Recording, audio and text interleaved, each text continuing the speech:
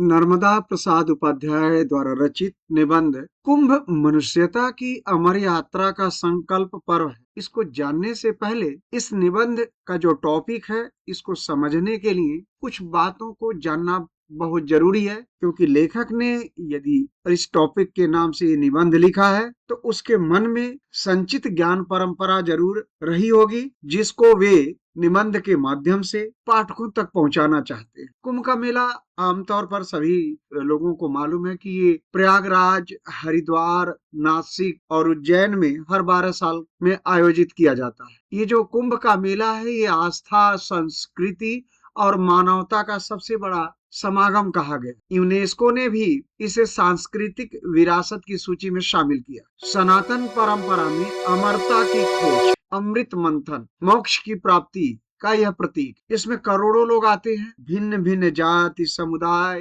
वर्ग के लोग इस पवित्र नदी में या इन पवित्र नदियों में स्नान करते हैं। तो कुल मिला के क्या है कुंभ? मनुष्यता की अमर यात्रा का संकल्प पर्व। इसका पौराणिक आधार क्या है कि समुद्र मंथन के समय अमृत कलश से निकलकर पृथ्वी के 4 जगहों पर, प्रयागराज, हरिद्वार, नासिक, उज्जैन में गिरने के कारण इन स्थानों पर महाकुंभ का आयोजन किया जाता है। इसका उद्देश्य क्या है? आध्यात्मिक शुद्धि। कुंभ स्नान केवल जल स्नान नहीं है, बल्कि आंतरिक शुद्धि, पाप मुक्ति, मोक्ष प्राप्ति का आध्यात्मिक अवसर, एकता और मानवता का भी ये संगम है। भारत चूंकि विविधता में एकता का प्रतीक है, यहाँ भिन्न भिन्न बोलियां, जाति, समुदाय, धर्म के लोग रहते हैं। इसके बावजूद उनमें एकता का रूप देखने को मिलता है। साधु, संत, नागा के साथ साथ आम भक्त भी संगम में आते हैं और अमृत की खोज करते हैं। ये कुंभ का मेला जो है वो ज्ञान का भी संगम है। यहाँ पर विभिन्न अखाड़ों के लोग, योगियों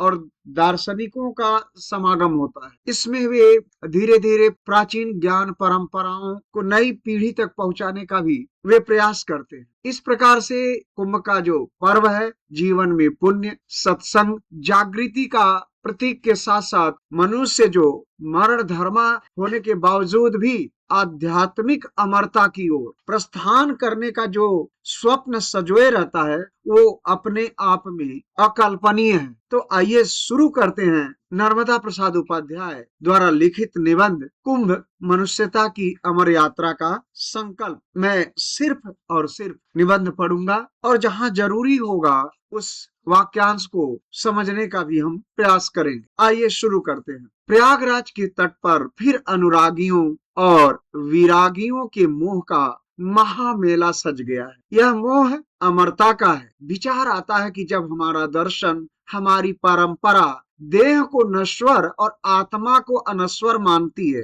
यानी आत्मा मरती नहीं है, उसका नाश नहीं होता, तब फिर किसकी अमरता की चाह में यह विशाल जनमेदिनी प्रयागराज के संगम तट पर उमड़ पड़ी है? क्या यह अंधी आस्था है या सुविचारित सोच की परिणति? नहीं, यह अंधी आस्था का परिणाम नहीं है। वास्तव में यह अमरत्व की कामना को अमर बनाए रखने का संकल्प पर्व है। अमर होने की कामना यदि सदैव जीवंत बनी रहे तो फिर देह की अमरता गौण हो जाती है, और यह जीवंत कामना मनुष्य को सदैव अद्भुत जिजीविषा से भरकर उसकी यात्रा को आगे बढ़ाती रहती है। अमृत की बूंद के संगम पर शिप्रा, गोदावरी और गंगा में अमृत घट से छलक कर टपक पड़ने की कुल व्यंजना यही है कि उस मनुष्यता को मरने मत दो, जिससे यह कुंभ रूपी ब्रह्मांड, जल में कुंभ है, कुंभ में जल है, भीतर बाहर पानी, फूटा कुंभ जल जल ही समाना, यह तत् कहो गयानी, कबीर दास ने कहा था। चूंकि कुंभ पूरे ब्रह्मांड को कहा है, कबीर के यहाँ भी कुंभ आता है, तो उसकी तारतम्यता, समरूपता यहाँ पर दिखाई पड़ती है।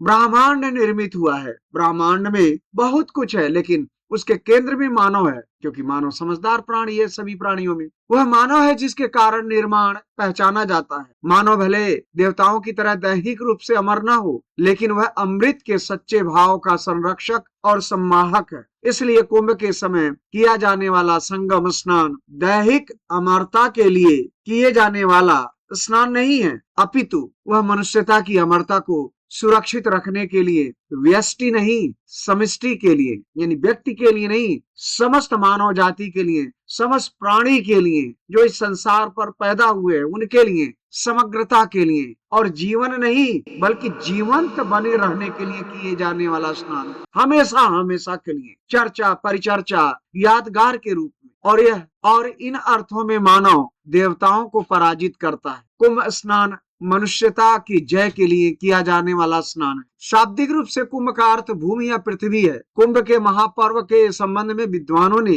अलग अलग कोणों से व्याख्याएं की हैं। कुछ विद्वान मानते हैं कि कुत्सित दोषों को दूर करने वाला पर्व कुंभ है यानी मनुष्य जो पाप करता है, बुरा विचार करता है, उसके द्वारा जो बुरे कर्म किए जाते हैं उसको कुत्सित दोष कहा है इन्होंने। तो कुछ की मान्यता है कि यह पर्व ऐसा है जब श्रेष्ठ महात्माओं का सानिध्य मिले और पृथ्वी उनके उपदेशों से समृद्ध हो। एक मान्यता यह है कि कुंभ पर्व ऐसा पर्व है जो पृथ्वी को सम्मान देता है, उसे सुख प्रदान करता है तथा उसके तेज में वृद्धि करता है। कुंभ शब्द का प्राचीनतम प्रयोग वेदों में है। ऋग्वेद, शुक्ल आयुर्वेद, सामवेद और अथर्ववेद में इसका संदर्भ है। अथर्ववेद में चतुरः कुंभास चतुर्धा ददामि का उल्लेख करते हुए विद्वानों ने यह माना कि इससे 4 स्थानों पर कुंभ के संपन्न होने का संकेत मिलता है। महाभारत, रामायण सहित अनेक पुराणों में भी कुंभ का उल्लेख है। कुंभ पर्व का संबंध समुद्र मंथन के उस पौराणिक का आख्यान से है जिसमें समुद्र मंथन के फलस्वरूप अमृत निकला था और अमृत घट से 4 बूंदे टपककर 4 विभिन्न स्थानों पर गिरी, जहां आज कुंभ पर्व मनाया जाता है। कुंभ के अनेक प्राचीन उल्लेख मिलते हैं। महाभारत कालीन उल्लेख के अनुसार गुरु सांदीपनि काशी से उज्जैन आए। वे जब उज्जैन आए तब यहाँ सिंहस्थ पर्व मनाया जा रहा था। यह मान्यता है कि उन्होंने भगवान शंकर की तपस्या की और उनके प्रकट होने पर उन्होंने यह वर मांगा कि यहाँ पड़ा हुआ अकाल दूर हो। एक मान्यता यह भी है कि नासिक और उज्जैन के कुंभ पर्व अगस्त ऋषि के द्वारा परिवर्तित है। उज्जैन की 84 महादेवों की यात्रा में प्रथम पूजा आज भी अगस्तेश्वर महादेव की होती है। प्रयागराज में कुंभ के मनाने की परंपरा बड़ी पुरानी है। प्रयागराज ईसा से 600 वर्ष पूर्व विद्यमान था तथा इसे वत्स के नाम से जाना जाता था, जिसके अवशेष आज भी प्रयागराज के पश्चिम में विद्यमान है। 7वीं सदी में भारत की यात्रा करने वाले चीनी यात्री वेन सांग ने अपने यात्रा विवरण में सम्राट हर्षवर्धन के द्वारा प्रयाग के त्रिवेणी तट पर आयोजित 8वें पंचवर्षीय दान महोत्सव का वर्णन किया है, जिसमें लगभग 5 लाख श्रद्धालु एकत्रित हुए थे तथा जो उत्सव 1 माह चला था। इस उत्सव में सम्राट हर्ष ने न केवल अपना पूर्ण राजकोष बल्कि अपने वस्त्र तक दान कर दिए थे। अनेक विद्वान इस उत्सव को प्रयाग का अर्ध कुंभ मानते हैं। ऐतिहासिक रूप से आदि गुरु शंकराचार्य ने कुंभ की परंपरा को व्यवस्थित रूप दिया। ज्योतिष गणना के अनुसार हरिद्वार में गंगा तट पर बृहस्पति के कुंभ राशि में तथा सूर्य के मेष राशि में प्रविष्ट होने पर कुंभ पर्व आयोजित किया जाता है, जबकि प्रयागराज के त्रिवेणी संगम तट पर बृहस्पति के मेष राशि चक्र में प्रविष्ट होने पर सूर्य और चंद्र के मकर राशि में आने पर कुंभ मनाया जाता है। नासिक के गोदावरी तट पर बृहस्पति तथा सूर्य के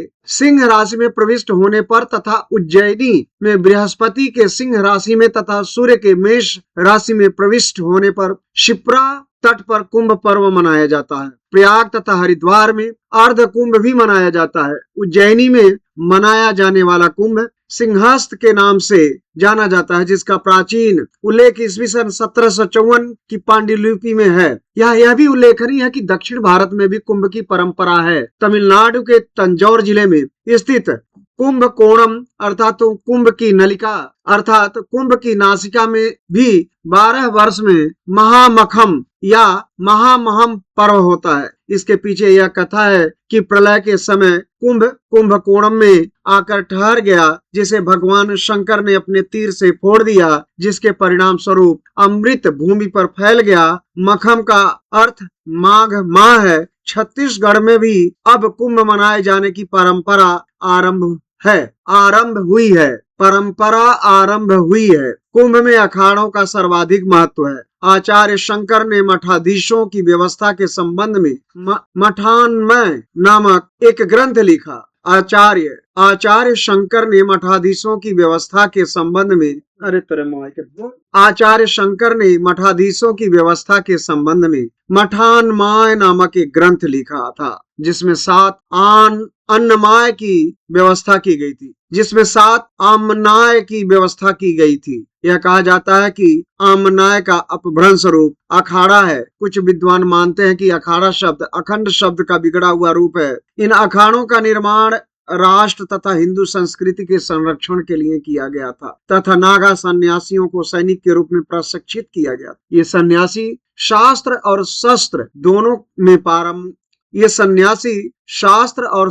दोनों में पारंगत होते हैं। प्रत्येक अखाड़े का अपना स्वतंत्र संगठन है। अखाड़ों की संपत्ति का प्रबंध श्री पंच द्वारा निर्वाचित 8 थानापति महंतों तथा 8 प्रबंध सचिवों के अधीन रहता है। कुंभ में सर्वाधिक आकर्षण का केंद्र नागा साधु होते हैं। सर यदुनाथ सरकार ने नागा सन्यासियों के इतिहास पर लिखी अपनी कृति में यह उल्लेख किया है कि इन नागा साधुओं के संघों का पता ईसा की 3री सदी पूर्व सिकंदर के आक्रमण के समय से मिलता है। इन नागा साधुओं को यूनानी जीनोसोफिस्ट कहते थे, जिसका अर्थ होता है नंगे दार्शनिक। इन नागा साधुओं ने सिकंदर का सामना रावी नदी के तट पर स्थित मल्लोई नगर पर किए गए आक्रमण के समय किया था। कुंभ के समय इन नागा साधुओं की भावभंगिमाएं और कर्तव्य विशेष रूप से जन समुदाय को आकृष्ट करते हैं। आचार्य शंकर ने समस्त सन्यासियों को संगठित किया और उन्हें 10 वर्गों में विभाजित किया, जिन्हें तीर्थ, आश्रम, वन, अरण्य, गिरि, पर्वत, सागर, सरस्वती, भारती तथा पूरी नामों से जाना जाता है। इन सन्यासियों की प्रतिभा का उपयोग करने के लिए आचार्य शंकराचार्य ने 4 मठों की स्थापना की। कालांतर में अनेक अखाड़े बने, जिनके अपने निशान निर्धारित किए गए। ये अखाड़े शैव और वैष्णव समुदायों के अखाड़े हैं। 4 मठों के विभिन्न संप्रदाय भी निर्मित हुए, जिनसे विभिन्न अखाड़े संबद्ध हुए। मुख्य अखाड़े हैं पंचदशनाम जूना अखाड़ा, श्री पंचायती अखाड़ा महानिर्वाणी, तपोनिधि श्री निरंजनी अखाड़ा पंचायती, श्री पंचायती अटल अखाड़ा, तपोनिधि श्री पंचायती आनंद अखाड़ा, श्री पंचदश नाम आह्वान श्री पंचदश नाम आह्वान अखाड़ा तथा श्री पंचाग्नि अखाड़ा। शाही स्नान के समय क्रमानुसार विभिन्न अखाड़े स्नान करते।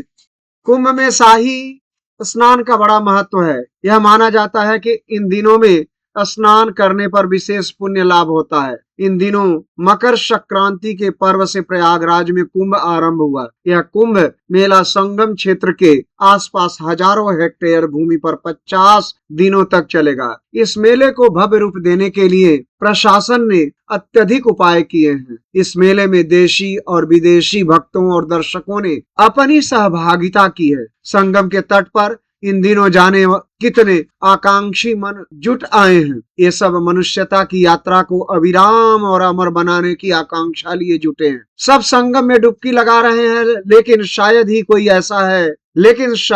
कोई ऐसा हो जो अपने लिए डुबकी लगा रहा हो। सबके सब अपने कुटुंब के लिए, समाज के लिए डुबकी लगा रहे हैं। अपनी निजता का विसर्जन कर रहे हैं, जो वास्तव में मृत्यु का विसर्जन है।